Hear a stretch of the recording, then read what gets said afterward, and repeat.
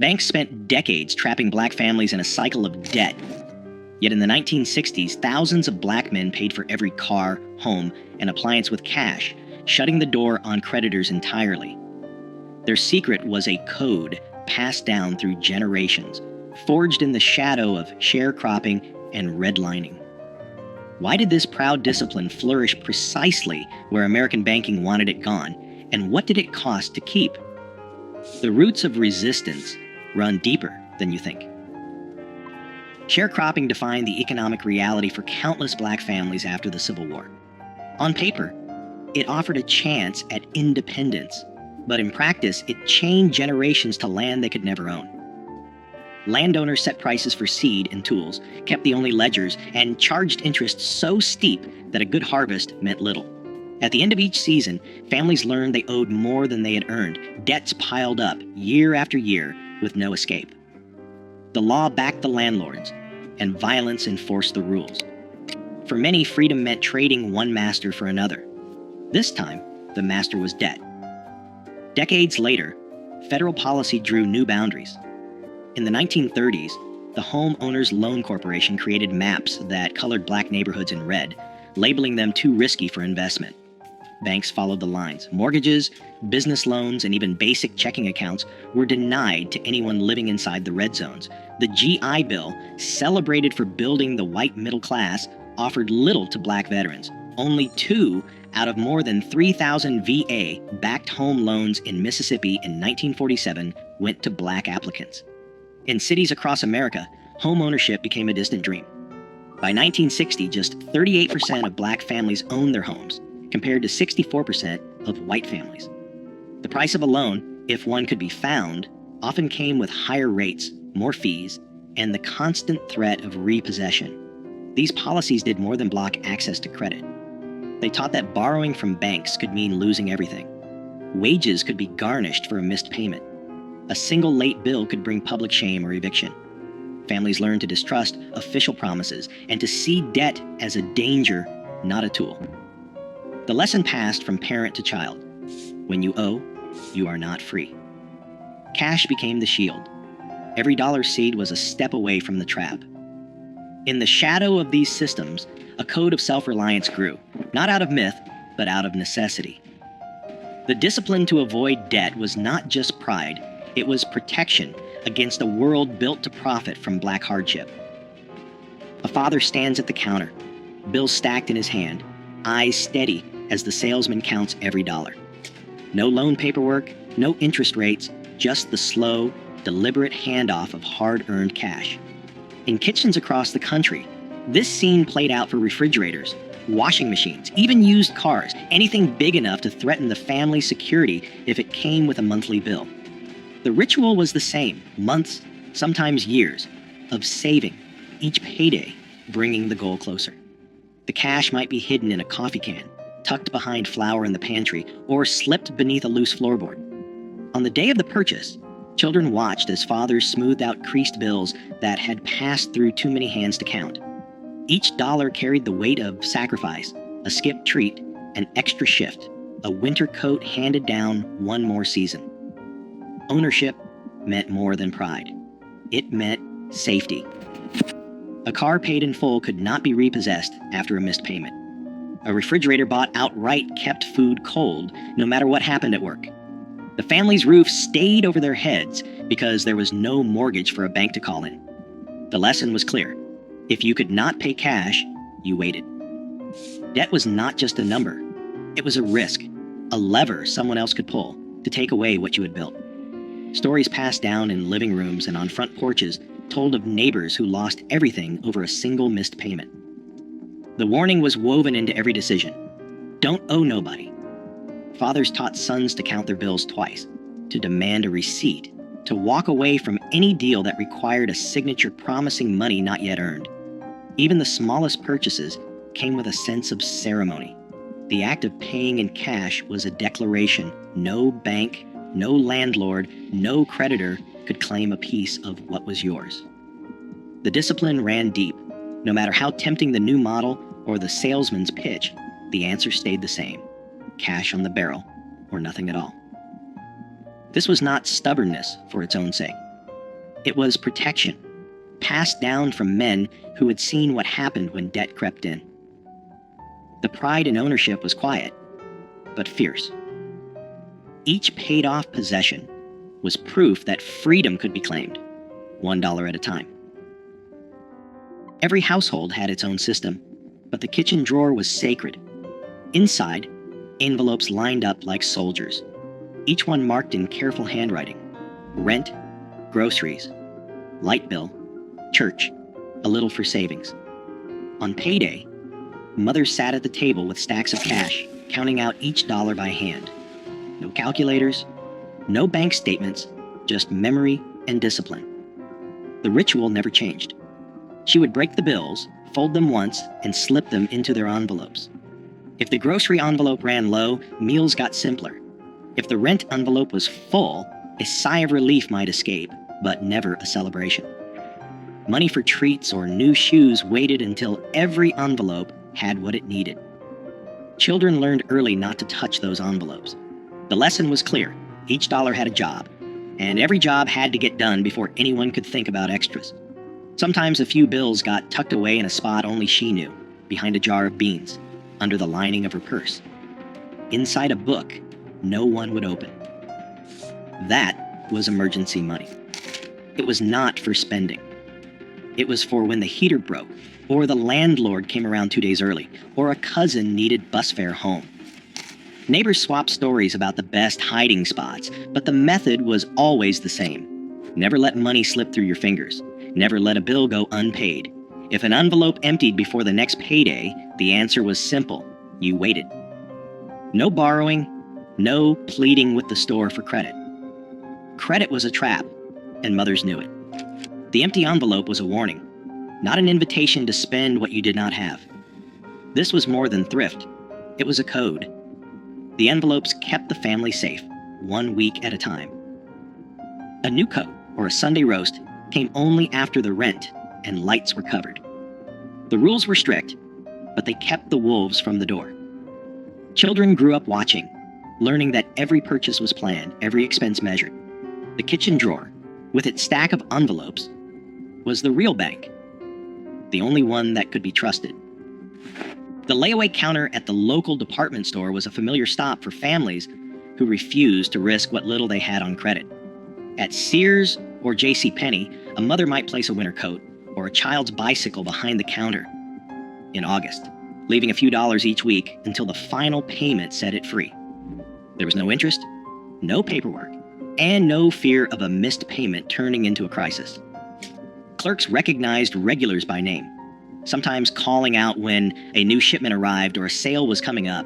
Each payment was recorded in a logbook, a quiet tally of patience and discipline.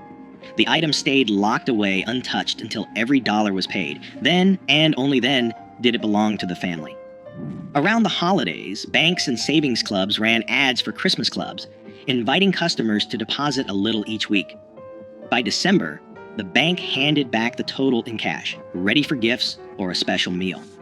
There was no temptation to borrow or run up a tab. The Christmas Club passbook, stamped with each deposit, became a small badge of pride. It was proof that waiting brought its own reward, that a holiday could be joyful without a single cent owed. For families who remembered the shame and danger of borrowing from landlords or store owners, these systems offered something rare: control. Layaway and savings clubs worked because they fit the rhythm of working life, the steady grind of paydays, the slow build toward a goal. There was comfort in knowing that the new dress or the toy train would come home only when it was truly paid for. Children learned the lesson early. Good things were worth waiting for, and nothing was more satisfying than carrying home a package that belonged to you outright. Even as department stores began to push credit cards and instant approval, many families held on to these habits. The layaway counter stayed busy through the 1960s, a quiet rebellion against the lure of easy debt. In the end, every purchase was a small victory, earned, not owed. In back rooms and kitchens across black neighborhoods, the susu was as steady as the ticking of a clock. 10 neighbors, each with a folded bill, gathered around a table. No paperwork, just trust. Every week, Each person contributed the same amount, and one member took home the pot. The next week, it was someone else's turn. The cycle continued until every hand had received a share. If a payment was missed, word traveled fast. The consequences weren't legal, but personal. A lost place in the circle, a loss of respect. In cities like Detroit and New York, these rotating savings clubs, rooted in West African tradition, helped families buy appliances, cover hospital bills, or send a child to college, all without a bank's permission. Barter wove another safety net. A mechanic traded a brake job for a basket of tomatoes. A seamstress hemmed pants for a sack of potatoes. Skills moved through the neighborhood as quietly as cash, and every exchange kept money close. Repairs stretched the life of radios, shoes, and washing machines. Nothing was wasted. A broken toaster found its way to the neighbor with a soldering iron and a knack for coaxing life from tired wires. Oral histories recall how these trades built a web of support, sidestepping the need for credit and keeping families afloat. Churches anchored these networks. Sunday offerings funded more than sermons. They paid for groceries, rent, or a few dollars slipped into a father's hand after service. The help came quietly, with the understanding that one day the favor would be returned. Sermons warned that debt was a shackle, not just a number. The church's aid was both spiritual and practical, reinforcing the lesson that freedom meant living within your means. Insurance agents from North Carolina Mutual and Atlanta Life walked door to door collecting dimes and debit books. These small premiums bought peace of mind, a dignified funeral, a cushion for hard times. The agent knew every family by name. Miss a payment, and the agent returned, not with threats, but with concern. Accountability ran both ways. Each system, susu, barter, church, insurance, rested on a single rule: take care of your own. Pride in these arrangements ran deep, proof that even when banks shut their doors, Black families could build wealth, protect each other, and remain free from debt.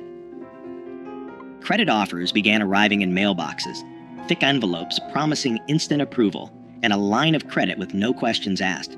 The language was slick: buy now, pay later, no money down, just sign and take it home. Department stores and national banks, locked out of Black neighborhoods for decades, now saw a new market. They sent out applications by the thousands, sometimes addressed to resident or occupant, hoping to catch anyone willing to bite. The numbers looked tempting: a bank AmeriCard with a $500 limit, a Sears card for new appliances, a department store line for back-to-school clothes. But the fine print told a different story. Interest rates hovered at 18%, sometimes higher. Annual fees chipped away at any savings. Miss a payment, and penalties stacked up fast. Late fees, higher rates, even threats of wage garnishment. Newspaper ads and radio jingles painted credit as a ticket to the American dream. In reality, the terms were designed to keep balances growing. A $200 refrigerator bought on credit could cost $350 by the time it was paid off. Department stores trained clerks to pitch store cards at the register, offering discounts on the first purchase but locking families into revolving debt. Some banks used out-of-state charters to sidestep local usury laws, importing higher Nebraska or South Dakota rates into cities like Detroit and Chicago. Letters arrived every week, each one promising a better life, each one a trap disguised as opportunity. The pressure was relentless. For families who had learned to save every dollar, the flood of offers felt like an attack on their discipline. The old code, wait, save, own, met a new world where patience was out of style and debt was sold as freedom. The first cracks appeared when neighbors started showing off new furniture or cars bought on credit, the price hidden behind a monthly bill. Banks called it progress. For many, it was the beginning of a new kind of risk. The old rules began to slip away in the late 1960s. Factories that once offered steady paychecks shuttered their doors, leaving entire neighborhoods without work. In Detroit, Chicago, Newark, and Watts, unrest swept through the streets. Businesses boarded up windows or left town altogether, taking jobs and stability with them.